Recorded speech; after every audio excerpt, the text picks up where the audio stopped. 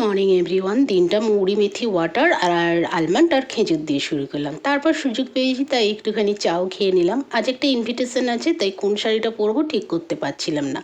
মাথা আর সময় দুটোই নষ্ট না করে চলে গেছিলাম কাচাকুচি করে স্নান করে নিতে। আজ একটু হেয়ার ওয়াশও করেছি। আমাদের এখানে একজন কাকিমা ছিলেন, তো ওনারই ছেলের বিয়ে উপলক্ষে অনুষ্ঠান।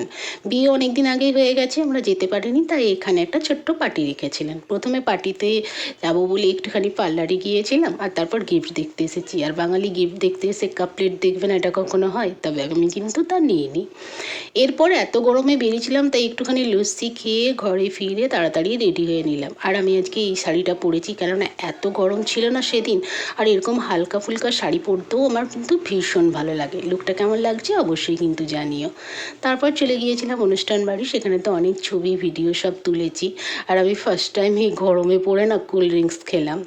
আমি খুব একটা কোল্ড ড্রিঙ্কস পছন্দ করি না, কারণ ওর যে ঝাঁঝটা আমি একদমই নিতে পারি না।